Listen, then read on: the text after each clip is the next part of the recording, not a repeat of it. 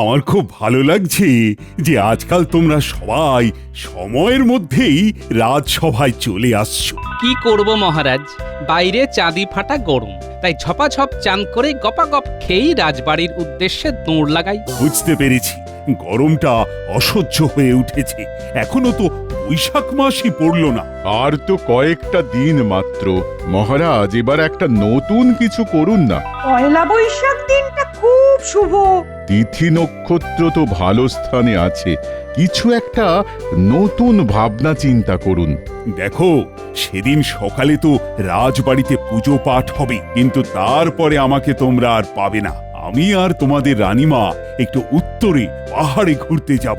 শোনো, সবাই মিলে কোথাও একটা ঘুরে এসো, আর সেখানে বনভোজন করে সন্ধ্যের মধ্যে বাড়ি ফিরে এসো। কিন্তু এই গরমে কোথায় যাব মহারাজ? হ্যাঁ, আপনার মতো যদি উত্তরে ঘুরতে যেতে পারতাম তাহলে না হয় একটু আরাম হতো। ঠিক আছে, তোমরা সবাই ভাবনা চিন্তা করো, আগামীকাল না হয় এই নিয়ে আলোচনা করা যাবে। বেশ বেশ, ঠিক আছে মহারাজ।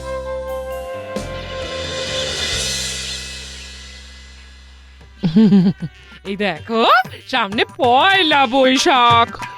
এবার কিন্তু আমার একটা জামদানি শাড়ি চাই চাই।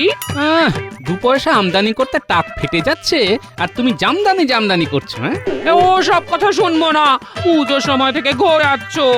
আর না, এবার জামদানি চাই চাই চাই চাই। উফ, এতটুকু শান্তি নেই।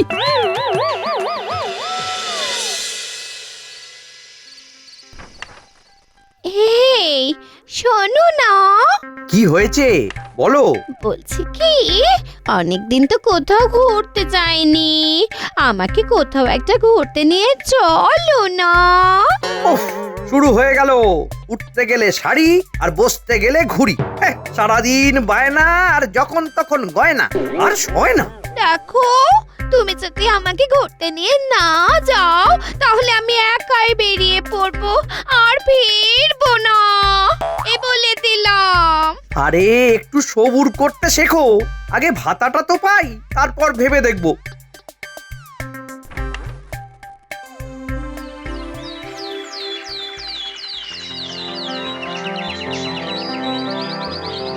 তাহলে বলো, তোমরা সবাই কে কি পরিকল্পনা করলে?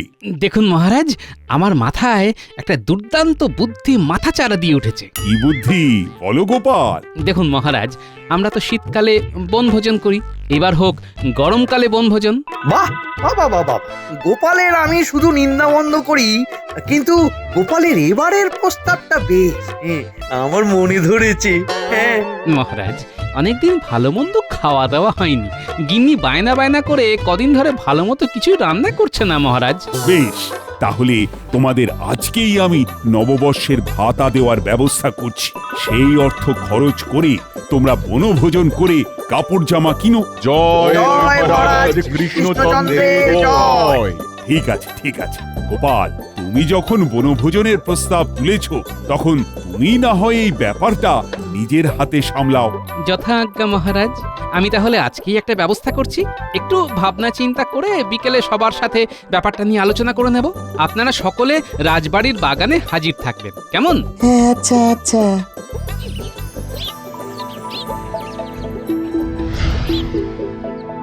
উফ, মন্ত্রীমশাই, কতদিন পরে আপনার বাড়িতে পাত পেড়ে খাচ্ছি। এই গরমের মধ্যে আমের চাটনিটা কিন্তু জমে গেছে। আজকাল তো আর ডাকেন না আমাদের, বড্ড কিপটে হয়ে গেছেন। আগে হাত ভরে রোজগার ছিল, পাত ভরে খাওয়াতাম আর হাত খুলে খরচ করতাম, কিন্তু এখন গোপাল এত ধরিবাজ হয়ে গেছে যে কি আর বলবো। দেখুন, ছোট মুখে একটা বড় কথা বলি, আপনি না হয় টাকা পয়সা চুরি করেন, গোপাল মহারাজের মন চুরি করে। আর বারবার দাম মেরে বেরিয়ে যায়। তাই এবার আপনাকে চোরের উপরে বাটপাড়ি করতে হবে। মানে গোপাল নাম কেনার চেষ্টা করবে, কিন্তু আপনি সেটা বদনাম করে দেবেন। আর সেটা করবেন। সাব্বাস, এই তো চাই।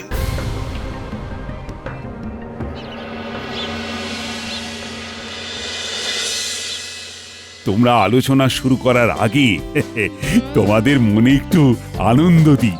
ওই দেখো খাজাঞ্চি আসছে তোমাদের নববর্ষের ভাতা নিয়ে। বেশ আনন্দম। খাজাঞ্চি, সবাইকে হাতে হাতে তাদের প্রাপ্ত অর্থের বটুয়া দিয়ে দাও। এই তো দিচ্ছি মহারাজ। মহারাজ খরচের ব্যাপারটা দেখে নিলেন, আমি গরমের ব্যাপারটা দেখলাম। কিভাবে? এই গরমের মধ্যে তুমি কি ঝড় নিয়ে এলে নাকি? না, ঝড় না, তবে মৃদুমন্দ বাতাস বইছে দেখুন।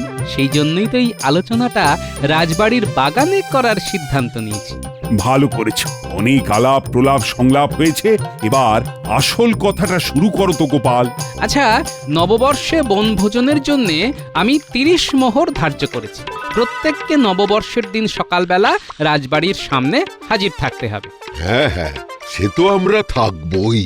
রাজবাড়ির পুজো দেখে তারপরে রওনা দেব। তারপর বেলায় আমরা দক্ষিণ দিঘির পাড়ে যে সুবিশাল আমবাগান আছে সেখানে বনভোজন করব। আমরা যাব কিভাবে? গরুর গাড়ি করে। শুধু আমরা সভাসদেরা নয়, অনেক গ্রামবাসীও যাবে। আগের দিন সব মালপত্র, রান্না জিনিসপত্র জায়গায় পৌঁছে যাবে। বাহ, কি কি খাওয়া হবে? ওই তো ওই বাসমতি চালের ভাত, কাতলা মাছের মাথা দিয়ে মুগ ডাল, ইলিশ ভাপা, আমের চাটনি, পাঁপড়, দই আর রসগোল্লা। ওফ, শুনেই জিভে জল চলে এলো। তাহলে আপনারা যারা যারা এই বনভোজনে অংশগ্রহণ করবেন তারা তারা আমাকে 30টা করে মোহর দিন। বুঝলে গোপাল, আমি না তোমাকে আগামীকাল দেব। বেশ, তাহলে আমি এখন আসি, আর দেখি কোনো গ্রামবাসী আমাদের বনভোজনে অংশগ্রহণ করতে রাজি হয় কিনা। ব্যাস, তাহলে তো তোমাদের নববর্ষের একটা হিল্লে হয়ে গেল। হ্যাঁ গোপাল দাদা, তুমি যখন পুরো ব্যবস্থা করছো তখন আমাদের আর কোনো আপত্তি নেই। তোমাকে কালকে সকালেই আমাদের বনভোজনের চাঁদাটা দিয়ে দেব। বেশ বেশ। আরে গোপাল দাদা, তুমি যখন এই বনভোজনের দায়িত্বে আছো তখন আমাদের আর চিন্তা কিসের? তাহলে তোমরা নববর্ষের দিন সকাল সকাল রাজবাড়ি চলে এসো, পুজোর প্রসাদ খেয়ে আমরা রওনা দেব, কেমন? আচ্ছা গোপাল দাদা। তাহলে মোটামুটি 20 থেকে 22 জন লোক হচ্ছে।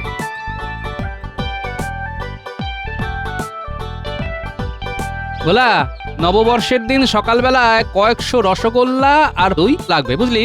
আমরা বেশ কিছু গ্রামবাসী আর মহারাজ বাদে সব সভাসদেরা মিলে বনভোজন করতে যাব। ও, এবারে সিদ্ধিদাতা আমার দিকে মুখ তুলে চেয়েছেন। কিরকম? এই যে একটু আগে মহারাজ এসেছিলেন, সকালবেলা এই রাজবাড়ির পুজোর জন্য মিষ্টির বায়না করে গেলেন। তারপরে আমি এলাম, তার মানে শুধু সিদ্ধিদাতা নয়, ধন সম্পদের দেবীও তোমাকে আশীর্বাদ দিচ্ছেন, সেটা বলো। হ্যাঁ হ্যাঁ, ঠিকই বলেছ। কিছু অগ্রিম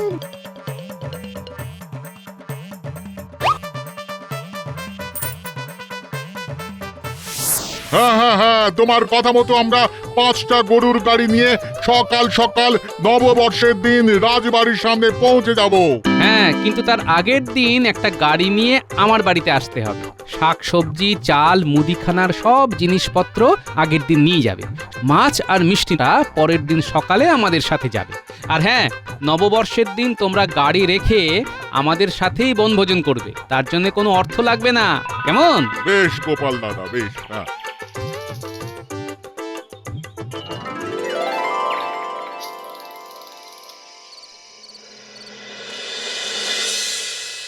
বুঝলি তো বটা ঘটা, গোপাল সবাইকেই রাজি করিয়ে নিয়েছে। 30 মোহরে বনভোজন। আপনি কায়দা করে গোপালকে পাজি বানিয়ে দিন। যারা রাজি হয়েছে তারা আপনার কাছে চলে আসবে। কি কায়দা করব বলতো? দেখুন, গোপাল সবাইকে বলেছে যে ও 30 মোহরে, মানে লোকজনকে 30 মোহরের বিনিময়ে বনভোজন করাবে। আপনি বলুন যে আপনি 20 মোহরের বিনিময়ে করাবেন। কিন্তু এতে তো লোকসান হয়ে যাবে আমার। এত কম খরচে অত ভালো মন্দ খাওয়াবো কি করে? বাটপাড়ি করে। মানে শুনুন তাহলে, বাহ বাবা বাবা বাবা, বেশ জব্বর ভাবনা ভেবেছিস তো। হ্যাঁ, তাহলে কালকে থেকেই কাজ শুরু করে দিন। নিশ্চয়ই নিশ্চয়ই।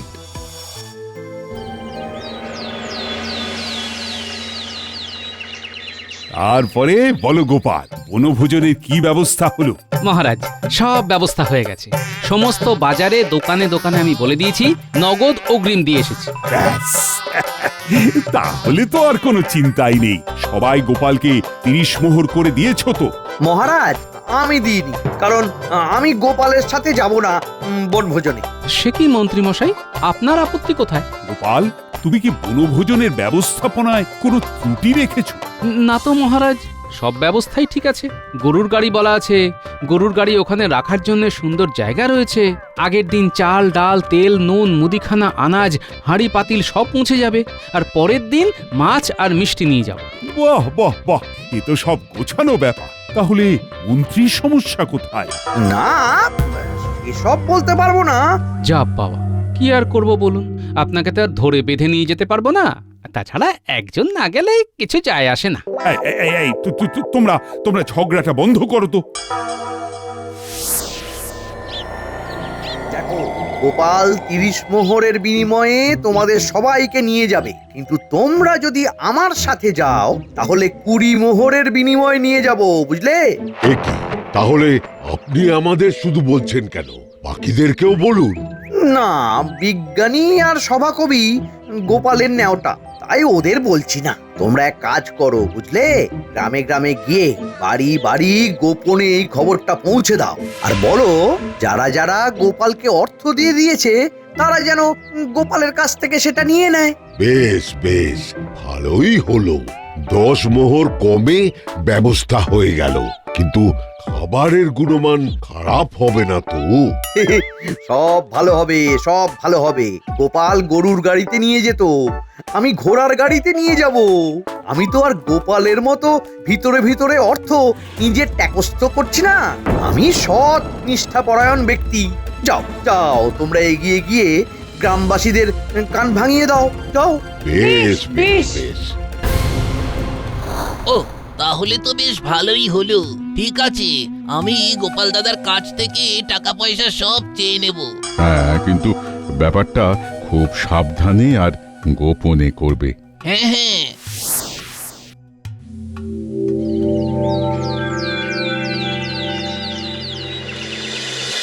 না না গোপাল দাদা, আমাদের টাকা ফেরত দিতেই হবে। হ্যাঁ হ্যাঁ, আমরা অন্য জায়গায় অনেক সস্তায় বনভোজন করব। হ্যাঁ হ্যাঁ গোপাল, তুমি আমাদের 30 মোহর করে ফেরত দিয়ে দাও, আমরা বাকিটা বুঝে নেব। এ কি করে সম্ভব? আমি তো সব দোকানে অগ্রিম দিয়ে এসেছি। যদি না ফেরত দাও, ঠিক আছে ঠিক আছে, আপনারা দাঁড়ান, আমি দিচ্ছি।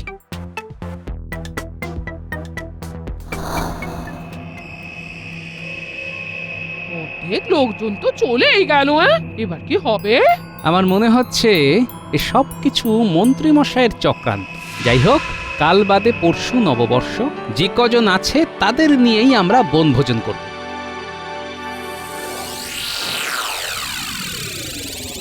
শোন, কালকে তো গোপালের দলের সব জিনিসপত্র এখান থেকেই বনভোজনের জায়গায় স্থানান্তর হবে। হ্যাঁ হ্যাঁ হ্যাঁ হ্যাঁ, কালকে আমরা তককে তককে থাকবো, কাজ হয়ে যাবে। ব্যাস, তাহলেই হলো। রমেন, তাহলে সব জিনিসপত্র নিয়ে তুমি চলে যাও, আবার ফিরে আসবে। কালকে তো আমরা সবাই মিলে যাব। আগে হ্যাঁ।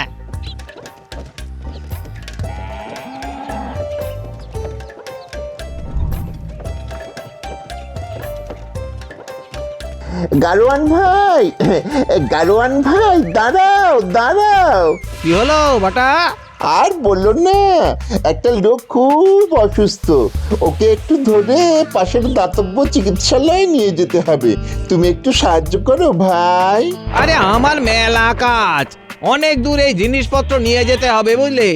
বেশ মানবিকতা আর নেই, বুঝেছি। তোমার যদি বিপদ হতো। ওহো, কি মুশকিল। আচ্ছা ঠিক আছে চলো। নেমে এসো, আর আমার সাথে এদিকে এসো। গরুর গাড়ি ওই রাস্তায় ঢুকবে না। কি আর করা যাবে, চলো। এবার হবে অদল বদল পালা।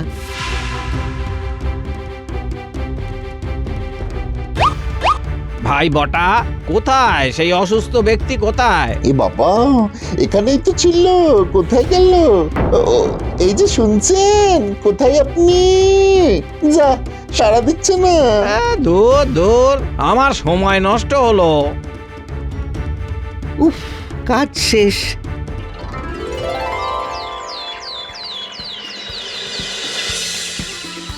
সবাইকে শুভ নববর্ষের শুভেচ্ছা জানাই। শুভ নববর্ষ মহারাজ। ভালোভাবে সবাই বনভোজন করো, আর আমিও পাহাড়ে ঠান্ডায় ঘুরে আসি। সবাই একসাথে বনভোজন হবে না মহারাজ, দল ভাগ হয়ে গেছে। 20 মোহরে কেউ এক মহান ব্যক্তি অনেককে আলাদা করে নিয়ে যাচ্ছেন। সেই মহান ব্যক্তি আমি। সবার জন্য ঘোড়ার গাড়ির ব্যবস্থা করেছি, আর একই জায়গায় বনভোজন করব। আমি গোপালকে দেখিয়ে দেব যে আমি কত বড় দায়িত্ববান। তোমরা যা ভালো বোঝো করো না, আমি তোমাদের এই সাপে নেউলে ঝগড়ায় নেই। তাহলে আর দেরি কেন? আমার দলের লোকেরা একে একে ঘোড়ার গাড়িতে উঠে পড়ুন। গোপাল, আমাদেরকে যদি ওই 20 মোহরে বনভোজনের লোভ দেখাতো, আমি কিন্তু যেতাম না। আর আমরা দাদুর সেনাবাহিনী, দাদু যেখানে আমরা সেখানে। পাকা পাকা কথা না বলে চল।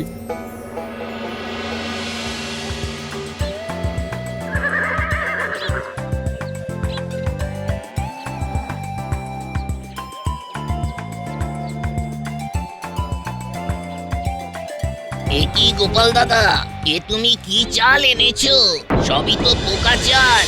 কি বলছোটা কি? আমি তো বাসমতি চাল আনিয়েছি। এ কি, ডালেও তো পোকা। কি বলছো কি? ডালেও পোকা? আমি তো ভালো সোনামুগ ডাল আনিয়েছি। এ কি গোপাল, আমরা পোকা চাল পোকা ডাল খাবো? এই যে রমেন, তুমি তো ভাই সব জিনিসপত্র গতকাল নিয়ে এলে, তুমি কিছু করনি তো? সত্যি কথা বলো কিন্তু। আরে বিশ্বাস করো, আমি কিছু করিনি। তোমার কথা মতন তো সব চাল ডাল নিয়ে এলাম। দেখছো তো, গোপালের সাথে বনভোজন করলে কেমন পস্তাতে হতো। হ্যাঁ, হ্যাঁ, তাই তাই তো তো দেখছি। দেখছি আমরা ঠকে যেতাম। শুধু গোপাল দাদা, একটা ব্যাপার হয়েছিল কালকে।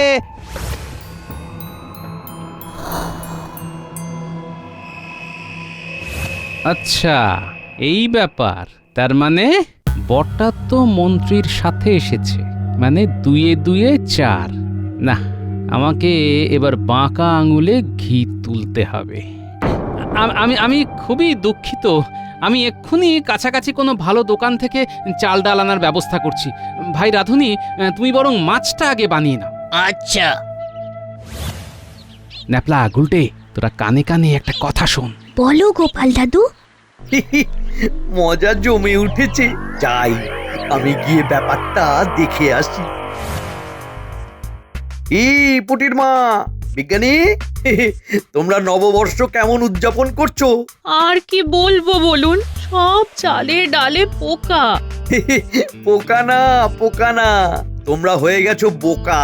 গোপাল 30 মোহরও নিল, আর ভাবলো তোমাদের এরকম পোকা চাল ডাল খাইয়ে বাড়ি পাঠিয়ে দেবে। এই যে কাকুরা, তোমরা এখানে বসে আছো, আর মন্ত্রী মশাই তোমাদের কখন থেকে খুঁজছেন। দেখি, এই চল ভাই, চল চল চল, এক্ষুনি যাচ্ছি। ব্যাস, ওরা চলে গেছে, এবার খরাও চলে যাবে। শুধু পড়ে থাকবে গাড়ি। মন্ত্রী মশাই আমাকে ডেকেছেন? কই না তো। সে কি? তবে যে গোপালের নাতি নাতনিগুলো আমাকে ডেকে বলল আপনি আমাকে ডাকছেন। ও সব মজা করছে। যাই হোক, ভালোই করেছো, ভালোই করেছো। তোমরা তো কিছু খাওনি, একটু কিছু খেয়ে নাও, কেমন? খেয়ে তারপরে যাবে। হ্যাঁ, বেশ বেশ। গোপাল, এর কত দেরি হয়ে গেল বলো তো? আরে বিজ্ঞানী, তুমি বুঝতে পারছো না? এ সব ওই মন্ত্রী মশাইয়ের চক্রান্ত। আমার সন্দেহ যদি ঠিক হয়, তাহলে এক্ষুনি পরিষ্কার হয়ে যাবে। মন্ত্রী মশাই, সর্বনাশ হয়ে গেছে। কেন, কি হয়েছে? আরে আমাদের ঘোড়ার গাড়িগুলো আছে, কিন্তু একটা ঘোড়াও নেই। কি?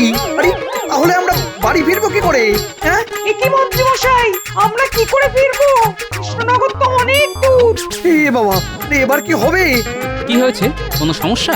আমাদের ঘোড়া পালিয়ে গেছে। ও, আসলে আমাদের তো ভালো চাল ভালো ডাল পালিয়ে গেল, ঠিক সেই রকমই আপনাদের ঘোড়াও পালিয়ে গেল।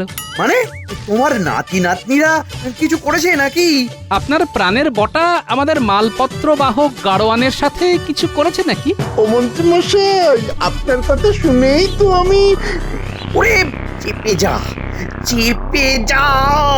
কি চেপে যাবে? হ্যাঁ, আমি সব বুঝতে পেরেছি। বটা, তুই যদি এখন পরিষ্কার করে সব না বলিস তাহলে তোকে আড়ং ধোলাই দেব, আর যদি বলিস তাহলে সবাইকে আমাদের গরুর গাড়ি করে বাড়ি নিয়ে যাওয়ার ব্যবস্থা করব। ওরে বল। আসলে গতকাল